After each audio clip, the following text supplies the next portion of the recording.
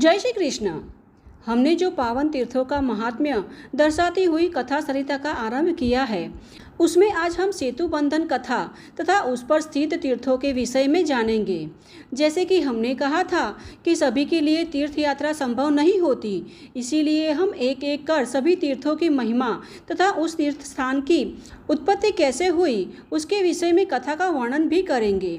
तो अंत तक इसे अवश्य सुनिएगा और कथा अच्छी लगे तो एक लाइक अवश्य करना, साथ ही इस चैनल को सब्सक्राइब भी कर लीजिएगा, जिससे कि हमारे द्वारा आने वाली सभी नई कथाएं आप बिना किसी रुकावट के सुन सकें। तो चलिए आज की कथा का आरंभ करते हैं। अब हमने आगे की कथा में देखा कि प्रभु श्री रामचंद्र जी को समुद्र पर सेतु बांधने की आवश्यकता क्यों पड़ी। प्रभु श्री रामचंद्र जी ने सुग्रीव सहित सभी को कहा कि मित्रों, यह समुद्र पार करने का कोई उपाय सोचिए।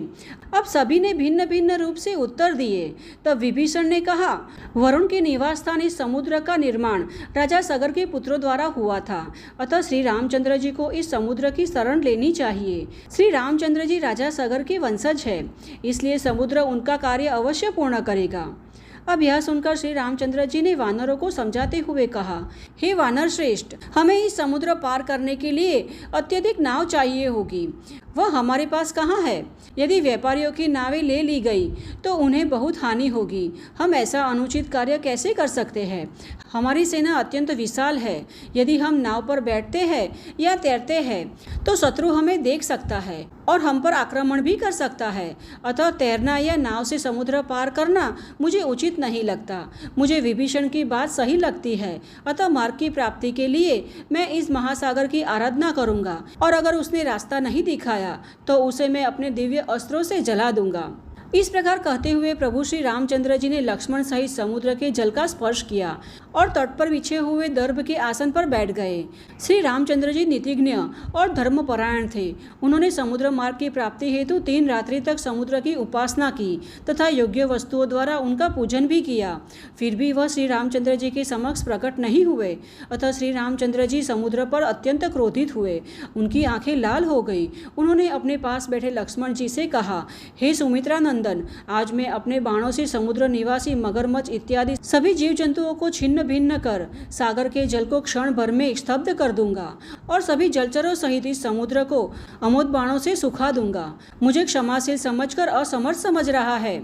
शांतिपूर्वक प्रार्थना करने पर भी वह अपने आप को मेरे समक्ष प्रकट नहीं कर रहा है। लक्ष्मण, शीघ्र ही मेरा धनुष लाओ, साथ ही सर्प जैसे बाणों को भी लेकर आओ। अब इस सागर को मैं सुखाकर ही रहूंगा और उसके पश्चात ही मेरी वानर सेना पैदल ही इसे पार करेगी। अब इस प्रकार कहते हुए प्रभु श्री रामचंद्र जी ने धनुष हाथ में उठा लिया। इस समय वे त्रिपुर विनाशक शिव जी के समान उग्र प्रतीत हो रहे थे। उन्होंने धनुष खींचकर संसार को कंपित करते हुए वह भयंकर बाणों को छोड़ा, जिस प्रकार भगवान शंकर ने त्रिपुरों पर छोड़े थे। वह तेजस्वी बाणों ने 10 दिशाओं को प्रकाशित करते हुए अहंकारी राक्षसों से भरे समुद्र के पानी को भेद दिया। तब भय के मारे समुद्र कांपने लगा और कहीं आश्रय न पाकर वह रसातल से उठा और हाथ जोड़कर मोक्ष के दाता भगवान श्री रामचंद्र जी के शरण में आया। उन्होंने मनोहर शब्दों में प्रभु श्री रामचंद्र जी की स्तुति की। समुद्र बोले, हे रघुकुल मणि सीतापते, मैं आपके चरणों को नमस्कार करता हूँ, जो अपने सेवकों को सुख प्रदान करने वाले हैं। देवताओं द्वारा पूजित आपके चरणों को नमस्कार है, जिन्होंने गौतम की पत्नी अहल्या को श्राप से मुक्त करवाया। हे राम, हे प्रभु, आपने देवताओं का कार्य करने और भक्तों का अभीष्ट पूर्ण करने के लिए रघुकुल में जन्म लिया है। मैं आपको नमस्कार करता हूँ। आप आदि, शाश्वत, मोक्षदायी, परोपकारी और अपनी महिमा में स्थित स्वयं नारायण है। मैं आपको प्रणाम करता हूँ। हे राम, हे महाबली प्रभु श्री राम, मैं आपकी शरण में आया हूँ, मुझे क्षमा कीजिए। हे रघुवंश शिरोमणि, पृथ्वी, वायु, आकाश, जल और अग्नि ये सभी विधाता द्वारा निर्मित है और वे अपने स्वभाव के अनुसार ही कार्य करते हैं। मेरा स्वभाव अघातता है। हे राघवेंद्र, लोभ, काम, भय अथवा क्रोध के द्वारा भी मैं किसी भी प्रकार से अपने वंशानुगत गुणों का त्याग करने में असमर्थ हूँ। अतः इस समय मैं आपकी सेना को पार उतारने में सहायक करूँगा। कृपया मुझे न सुखाए। यदि सेना सहित पार जाने की इच्छा रखने वाले आपकी आज्ञा से मैं सूख जाऊँ तो अन्य लोग भी धनुष के बल से मुझे वही आज्ञा देंगे। इसलिए आपकी सेना को उस पर जाने का आपको मैं मार्ग दिखाता हूँ। हे भगवान, आपकी सेना में नल नामक वानर उपस्थित है। वे बड़े बड़े शिल्पकारों में पूजनीय है। ये महाबली नल साक्षात विश्वकर्मा के पुत्र हैं। वह अपने हाथों से पत्थर, लकड़ियाँ अथवा कोई भी पदार्थ मुझ में फेंकेगा, उस सभी को मैं अपने पानी की सतह पर धारण कर लूँगा। वह आपके लिए सेतु बनेगा, जिसके द्वारा आप रावण पालित लंका में सेना सहित जा सकेंगे। अब इतना कहकर समुद्र अंतर ध्यान हो गया। तब श्री रामचंद्र जी ने नल से कहा, हे महामते, आप सागर पर सेतु बनाए, क्योंकि आपके पास यह कार्य करने की शक्ति है। उस समय नल ने धर्मात्माओं में श्रेष्ठ श्री रामचंद्र जी से कहा, हे भगवान, मैं इस अगाध समुद्र में सेतु का निर्माण करूंगा। मंदराचल पर्वत पर विश्वकर्मा ने मेरी माता को आशीर्वाद दिया था कि तुम्हारा पुत्र मेरी तरह ही शिल्प कर्म में निपुण होगा। तो चलिए सभी सर्वश्रेष्ठ वानर आज ही से सेतु का निर्माण करते हैं। उस समय श्री रामचंद्र जी की आज्ञा से अत्यंत बलशाली वानर पर्वत, गिरि शिखर, लता, तृण और वृक्षों को उठा उठा कर लाने लगे। वह सभी गरुड़ के समान गतिशील तथा विशालकाय वानर थे। इस प्रकार नल ने समुद्र के बीचों बीच अत्यंत विशाल सेतु तैयार किया, जो 10 योजन चौड़ा और 100 योजन लंबा था।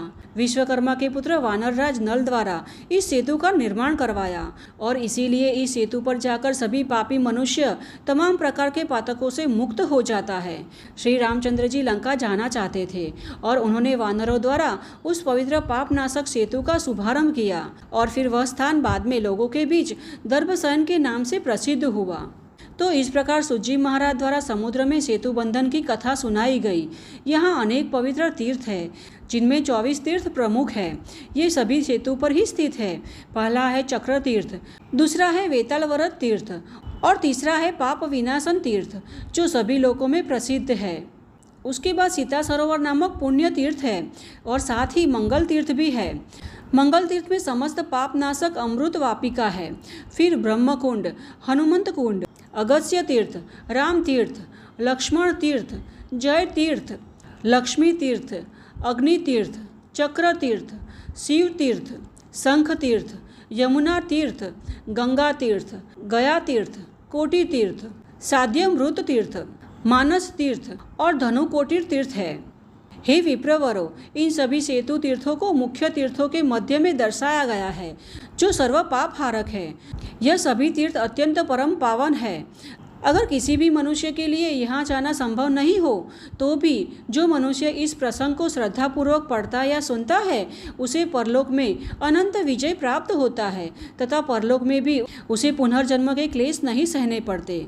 अब इस प्रकार सुतजी महाराज द्वारा समुद्र में सेतु बंधन की कथा तथा सेतु पर स्थित सभी तीर्थों के नाम सुनकर ऋषि बोले कि हे सुतजी महाराज, आपने पापनाशक सेतु पर स्थित 24 तीर्थों के नाम बताए हैं। उसमें पहले तीर्थ का नाम चक्र तीर्थ कैसे पड़ा?